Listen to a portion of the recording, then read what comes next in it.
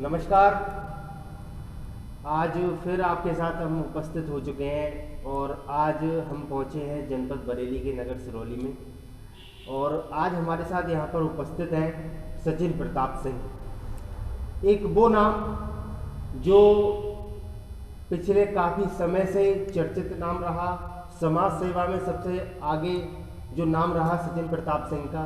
आज उनके कार्यालय पर हम पहुँचे हैं और आज हम उनसे सीधी बात करते हैं। यहाँ पर हमारे साथ उपस्थित हैं सचिन प्रताप सिंह, जो कि नगर सिरौली के मोहल्ला साहूपारा के वार्ड नंबर 5 के रहने वाले हैं। सचिन प्रताप जी, बहुत बहुत स्वागत है हमारे चैनल में आपका। पहला सवाल सचिन प्रताप सिंह जी रहेगा आपसे, आप नगर पंचायत निकाय की चुनावी की तैयारी क्या कर रहे हैं? नहीं, ऐसा तो नहीं है। नगर पंचायत चुनाव की मेरी कोई तैयारी नहीं है और ना ही मैंने ऐसा मन में सोचा कि मैं तैयारी करूं या इलेक्शन लड़ूं। और पिछली बार मैं लड़ा था आपसे 5 साल पहले निकाय चुनाव में, लेकिन इस बार मैंने ऐसा कोई अपने दिमाग में ख्याल या सोचा नहीं है कि मैं लड़ूं। आप क्षत्रिय समाज और दलित समाज में लगातार बैठक कर रहे हैं, इसका क्या कारण है? कारण क्या, समाज को जोड़ रहे हैं। मैं तो समाज सेवी हूँ जी। समाज को जोड़ना मेरा काम है। और क्षत्रिय समाज का तो मैं खुद हूँ और दलित समाज मेरे साथ खड़ा है। जब वो साथ खड़ा है तो मुझे साथ जोड़ने में मुझको क्या हर्ज है। जनता है भाई, किसी को भी साथ पकड़ सकती है। मैं उनकी सेवा कर रहा हूँ, सुरक्षा कर रहा हूँ, इसलिए मेरे साथ खड़े हैं। और जिसमें दम होती है ना, उसी के साथ जनता रहती है, उसी को अपना मानती है।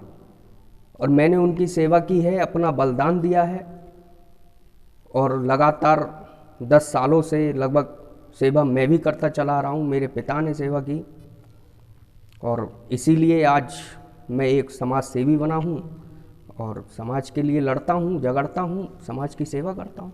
देखा गया कि पिछले काफ़ी वर्षों से आपके पिताजी लगातार भारतीय जनता पार्टी से जुड़े रहे। अब आकर क्या आप मतलब पार्टी से जुड़े हुए हैं और किस तरह से कार्य कर रहे हैं? पार्टी से जुड़ना ये है कि मैं, मेरे पिता राष्ट्रीय स्वयंसेवक संघ के साथ रहे। उन्होंने तो, मेरे पिता ने, नरेश पाल सिंह जी ने काम किया आरएसएस के लिए और मैंने पढ़ाई लिखाई काम भी किया। लेकिन ये केवल एक राजनीतिक है। ये जो सिरौली है ये इस समय राजनीतिक में नहीं है, बल्कि मैं इसको एक समाज सेवा के रूप से देखता हूँ। यहाँ कोई क्षत्रिय समाज है, कोई दलित समाज है, मुस्लिम समाज है, हरिजन समाज है, उससे कोई मतलब नहीं है। मेरे दर पे जो भी आएगा, मैं जिस लायक भी हूँ, जिस तरीके से मुझसे उनकी समस्या का समाधान होगा मैं करूँगा। बस समाज मेरे साथ रहना चाहिए और मैं उनके लिए अपनी जान भी न्यौछावर कर दूँगा। ऐसा मेरा कर्तव्य है। जी। जैसा कि नगर निकाय चुनाव भी अब ज़्यादा दूर नहीं है और नगर निकाय चुनाव से संबंधित आप क्या कुछ कहना चाहेंगे?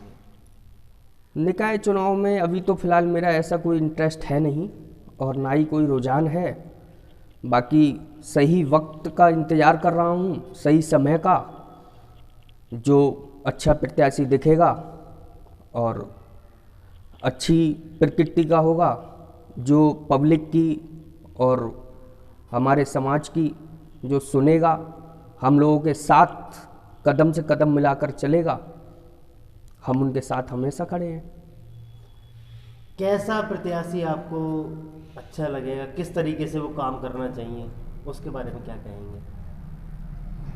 जैसे कि मैं ये चाहता हूँ कि मेरे कस्बे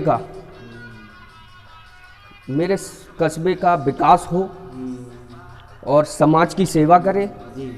जिस तरीके से मैं समाज की सेवा करता हूँ उस तरीके से वो भी प्रत्याशी चेयरमैन बन कर के सिरौली की जनता को बात सुने, उनकी सेवा करे और सभी से एक हाथ जोड़ करके अपने साथ लेकर के उनको चले। इस तरीके के प्रत्याशी की हमको ज़रूरत है और पूरे समाज को लेकर के चले, कभी भी उनको अनदेखा ना करें। होता क्या है, अक्सर चुनाव में तो सारे नेता, सारे प्रत्याशी सभी दिखते हैं, लेकिन बाद में जीतने के बाद नेता के घर पे जाना पड़ता है, समाज को उनके दर के भटकना पड़ता है, बार बार घर के चक्कर लगाने पड़ते हैं, फिर भी उनका काम नहीं हो पाता। उनको इतनी दिक्कतें होती हैं कि वो उनके रोटी तक का निवाला, उनके पेट की भूख को छीन लिया जाता है। उस दुस्साहस के लिए मैं खड़ा हूँ। मैं अपने समाज, अपने कर्तव्य से पीछे नहीं हटूंगा और मैं प्रत्याशी ऐसा लेकर के आऊँगा कि वो पूरे समाज को लेकर के चले और कभी भी सिरौली की आवाम को, सिरौली की जनता को उनके घर जाने की ज़रूरत ना पड़े, बल्कि वो जीतने के बाद भी हर दर पे जाए और कहे, भैया आपका कोई काम तो नहीं है, अगर आपका काम है तो मुझे बताइए, आपने मुझे चुना है, मैं आपका सेवक हूँ। हमें ऐसे व्यक्ति की तलाश है, ऐसे प्रत्याशी की तलाश है। और पब्लिक को लगातार इकट्ठा कर रहे हैं, इसका क्या मकसद है? मकसद बस यही है, मैं ये चाहता हूँ हिंदू और मुस्लिम की राजनीति कतई नहीं होनी चाहिए। सिरौली एक बहुत छोटा सा कस्बा है, यहाँ मुश्किल से मुश्किल 10-12 हज़ार, 15 हज़ार लोगों की जनसंख्या में लोग रहते हैं और मेरा तो बस मकसद यही है कि समाज जोड़ा जाए और समाज जुड़ कर के जो है, अगर किसी समस्या आए तो सबके सब मिलकर के उसका साथ दें, उनकी समस्या का समाधान करें, ना कि उसका एक औपचारिक तत्वाधान प्रदान किया जाए। ऐसा नहीं होना चाहिए कतई। तो मेरा मकसद सिर्फ इतना ही है कि समाज को जोड़ करके और एक प्रकृति के दौरान हम सभी के कर्तव्यों को निभाया जाए, सिर्फ ये मेरा मकसद है। सचिन जी, आप राजनीतिक हैं या समाज सेवी हैं? फिलहाल तो मैं अभी समाज सेवक हूँ, समाज की सेवा करता हूँ। जनता मुझे साथ देती है, मेरे साथ खड़ी रहती है। मैं आज भी जिस गली को गुजरता हूँ, उस गली में बड़े बुजुर्ग, बच्चे सभी अपने घर तक मुझे ले जाते हैं और मेरा एक सम्मान करते हैं। और अभी तो फिलहाल मैं राजनीतिक की कोई बात ही नहीं कर रहा, मैं समाज सेवक हूँ, समाज सेवक ही रहना चाहता हूँ।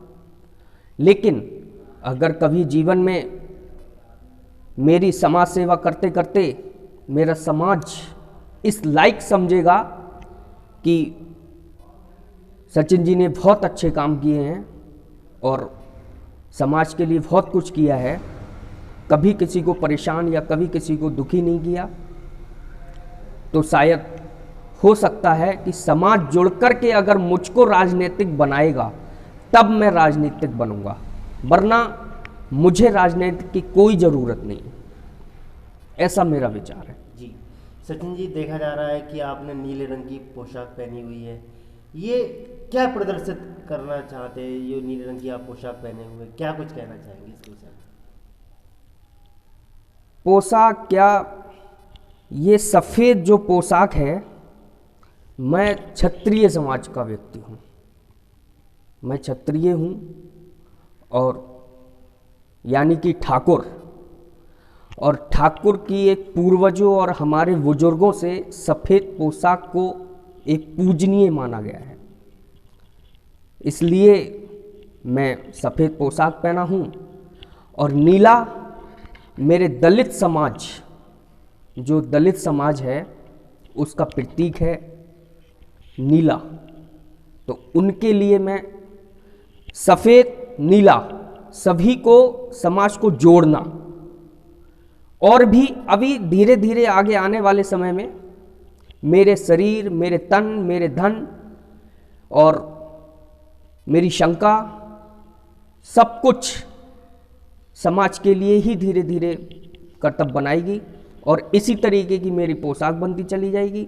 और ये आर्मी का ये दुपट्टा टाइप का पड़ा हुआ है मेरे गले में, ये प्रतीक है मेरे समाज की सुरक्षा। मैं समाज की सुरक्षा कर रहा हूँ। मैं अपने समाज को डूबने नहीं दूंगा, चाहे मुझे इसके लिए अपनी बलिदान, अपनी बलि ही, अपनी आहुति ही क्यों ना देनी पड़े, मैं उसके लिए अपनी जान भी न्यौछावर कर दूंगा। सचिन जी, आखिरी सवाल रहेगा आपसे।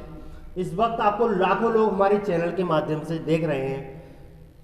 सिरौली के प्रत्याशियों को एवं जनता को आप क्या कुछ संदेश देना चाहेंगे? मैं संदेश यही देना चाहता हूँ कि अपने आप को समाज से जोड़ें, जिससे कि समाज उनको अच्छा भला सोच करके प्रत्याशी को चुने और उन्हें वोट करे। और मैं भी उसी व्यक्ति को चुनूंगा। और आज के टाइम पे मेरे साथ अगर आज मैं एक आवाज़ लगा दूं तो ठाकुर और दलित समाज मेरे आंगन में भीड़ लग जाएगी। इस तरीके का मैंने समाज सेवा करके अपना रुझान बनाया है और हम उसी प्रत्याशी को चुनेंगे जिसको हमारी जनता, हमारा समाज चुनेगा और हम उन्हीं को वोट करेंगे जो हमें सपोर्ट करेगा। जो हम उनको सपोर्ट करेंगे वो हमको सपोर्ट करेंगे, तब जाकर के हम प्रत्याशी को चुनेंगे। और प्रत्याशी कभी ये ना सोचे कि हम अगर चेयरमैन बन जाते हैं या कुछ भी बन जाते हैं तो हम अब बस समाज से नाता हमारा टूट गया, ऐसा कभी ना सोचे, कभी नहीं। अगर ऐसा कभी सोचता है तो आगे 5 साल के बाद फिर चुनाव आता है।